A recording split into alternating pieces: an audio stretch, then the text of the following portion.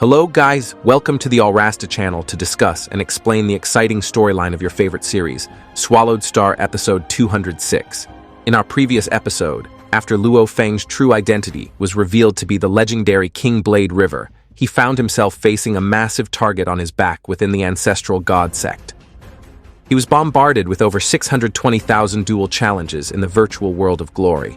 Although many looked down on him, thinking he only relied on powerful treasures, Luo Fang proved his absolute dominance by securing a massive winning streak and amassing hundreds of thousands of invaluable glory points.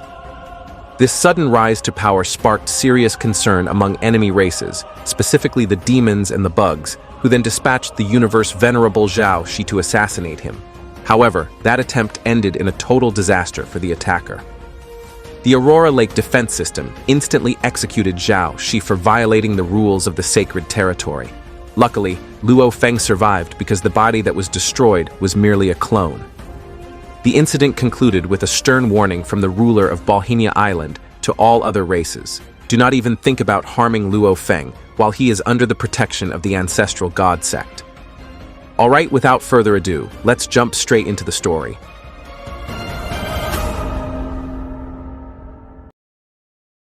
After sacrificing a Universe Venerable in a failed attempt to kill Luo Feng, failing to leave even a scratch on him, the demon race is now in a tight spot. They realize that killing Luo Feng, while he's inside the ancestral god sect, is nearly impossible. The hunting order issued by the sect has terrified members of the Demon Alliance, making them too scared to act recklessly. Their only choice now is to play the waiting game and ambush Luo Feng the moment he steps outside the sect's territory. This stalemate has left the Sky Wolf Master absolutely fuming with rage.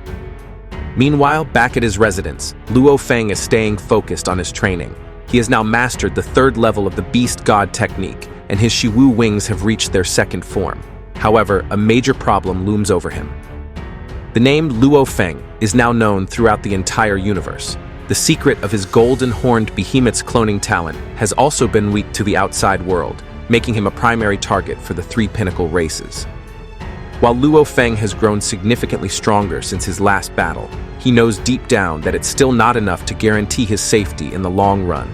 Facing this dilemma, Luo Feng comes up with a plan. He will utilize the innate secret technique of the golden-horned behemoth to birth his 3rd clone. It is said that the land of the secret region is one of the universe's greatest mysteries, a place where powerful beings from all over congregate. If Luo Feng can get his hands on the genetic material of a powerful special life form from that region, he can finally begin creating his 3rd clone. Without a second thought, Luo Feng leaves his residence and heads toward the land of the secret region, using one of the 3 water pillars to begin his exploration.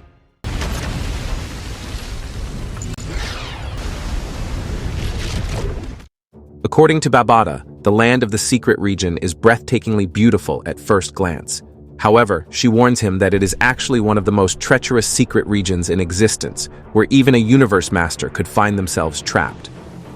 That's why she tells him it would be a massive headache if he were to die there. But for Luo Feng, playing it safe and waiting for alien races to attack isn't an option. He's worried that being passive will only lead to him being manipulated by others.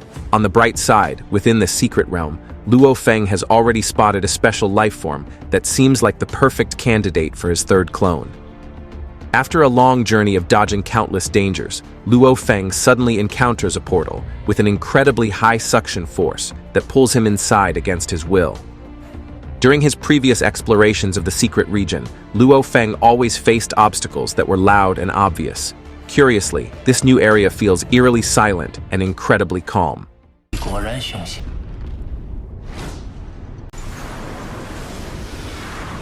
As he moves through the area, Luo Feng soon discovers a massive orb floating in the air, which he believes to be a treasure. While Babada approaches the giant sphere to analyze it, Luo Feng, who had just stepped onto the ground, feels as if he is being dragged into a pool of water. At that moment, the giant crystal orb in the air begins resonating with the crystal core of Luo Feng's Mosha body. A surge of law energy flows from the orb directly into his crystal core. How is this happening? Luo Feng wonders. To find the answer, Babada scans the surrounding area and discovers that the seemingly ordinary pool of water below actually contains an abundance of origin Wa energy, which is being funneled into the crystal orb above. She is convinced that this natural phenomenon is in the process of creating a space heart. The space heart is said to contain a massive amount of space law energy, and it takes an incredibly long time to reach maturity before it can be used. Because Luo Feng's motion body has mastered space law, the energy is unknowingly flowing into his Mosha crystal core. However, the moment is interrupted when a warrior suddenly appears, declaring that the space heart belongs to him. He immediately launches a soul attack at Luo Feng, but because the attack passes right through the Mosha clone's body without doing any damage, Luo Feng takes the chance to try and escape the area. Since the enemy approached without making a sound, Luo Feng is certain that this warrior is at least at the Universe Venerable level. Despite his best efforts to flee, the mysterious enemy suddenly appears right behind him, making it impossible to escape. Realizing that soul attacks are useless against Luo Feng, the enemy switches tactics and fires a greenish laser beam from his fingertip. While the attack doesn't kill Luo Feng, it completely shatters his communication bracelet.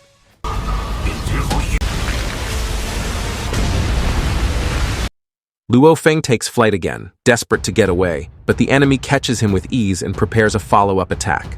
Once captured, Luo Feng threatens the enemy, stating that if the alien kills him to steal his treasures, Luo Feng will simply self-destruct. Fearing the loss of the loot, the alien hurls Luo Feng a great distance away. The alien mockingly tells Luo Feng that even if he self-destructs, it would not affect the alien's divine protection at all. Furthermore, since his communicator is broken, Luo Feng has no way to call for help or leak information to the outside world. The enemy claims Luo Feng's last chance of survival is gone as he prepares hundreds of green laser attacks in the air. Picking himself up, Luo Feng tries to buy time by talking to the enemy. He claims that he still has a way to contact the outside world because he has another clone that can use a quantum computer to broadcast their coordinates. If that information gets out, powerful warriors from various races will swarm the location for the space heart, and the enemy will never be able to keep the treasure for himself. Taking the bait, the enemy begins to hesitate and offers to negotiate. It's clear that the power gap between Luo Feng and his opponent is massive, but all the while, the space heart's energy continues to drain into Luo Feng's crystal core. Ultimately, Luo Feng convinces the enemy to talk, stalling for time so he can absorb as much energy as possible. Luo Feng points out that his life is currently in the alien's hands, and even if he is given treasures now, he'll likely be killed once the alien secures the space heart anyway. Because of this, he doesn't trust the offer. Then what kind of deal do you want? The alien asks. To drag the conversation out further, Luo Feng says he needs time to think. After a brief standoff, Luo Feng claims he has no ambition to steal the space heart and simply wants to live, but he doesn't know how to trust the alien. In the middle of their talk, the space heart suddenly reacts. The space cracks around it begin to vanish, signaling that the heart has reached maturity and is ready to be harvested. The alien is ecstatic. After waiting for 3,000 eras, his moment has finally arrived, but the joy is short-lived. He senses something is wrong as the giant floating crystal orb begins to crack and emit a blindingly brilliant light. The flash of light from the space heart was actually its final death rattle. However, the alien remains optimistic, assuming the heart is just breaking its outer shell before reaching its final form. Meanwhile, Luo Feng, knowing the space heart is about to crumble because he drained all its energy, uses the chaos to escape through the pool of water below. The alien lets him go, thinking that even if Luo Feng tells the world, it won't matter because he's about to harvest the prize. Finally, the space heart explodes into a million pieces. The alien, who is just celebrating, is left standing there in utter confusion, coming up with wild theories about why it shattered. Unfortunately for him, he'll never get an answer, leaving him to throw a frustrated tantrum.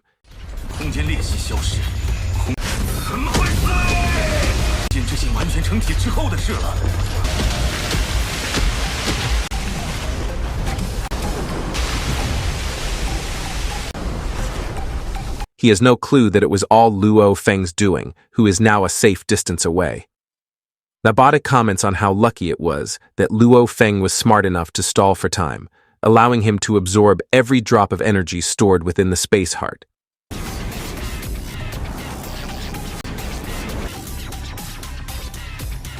After absorbing the heart, the Mosha clone's strength has evolved, now reaching 100 times the power of a world master, while the golden horned behemoth is only at 10 times. In addition to the power boost, Luo Fang has unlocked a new innate secret technique for his Mosha clone, Space Domain. This ability allows Luo Fang to expand his domain to a staggering 10,000 kilometers.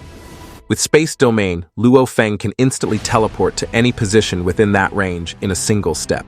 After this accidental power-up from the Space Heart, Luo Fang finally resumes his original mission in the land of the secret region. Finding the material for his third clone, using his space domain, Luo Fang teleports across vast distances with ease and quickly nears his destination. The place he has arrived at is known as the Nine Remoteness Space, the home of the legendary world tree.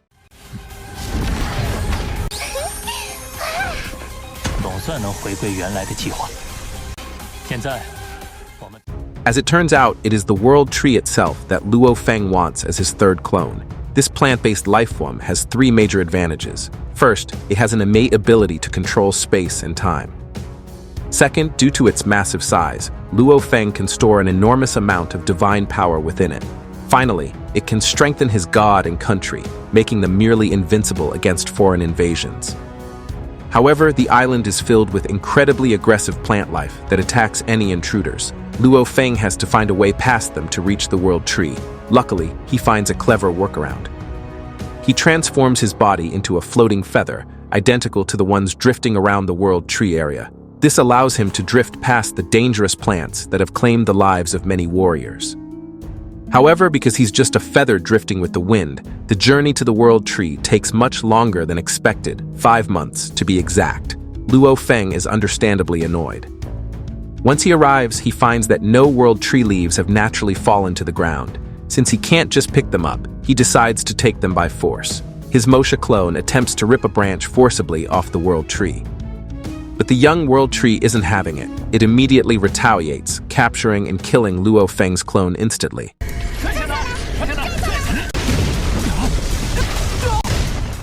It turns out the world tree is incredibly powerful. Before he could even fight back, Luo Fang was taken out. Even though it's technically at the World Master level, the tree possesses strength equivalent to an Immortal. Realizing the Mosha clone's raw power isn't enough, Luo Fang decides to get brutal. He pulls out a high-level flame god crystal, which has an explosive force capable of destroying an immortal Marquis. The world tree is strong, but since it's still at the World Master level, it can't burn its divine body yet. Luo Fang is confident the explosion will do some damage. Without hesitation, he hurls the crystal like a grenade, and boom.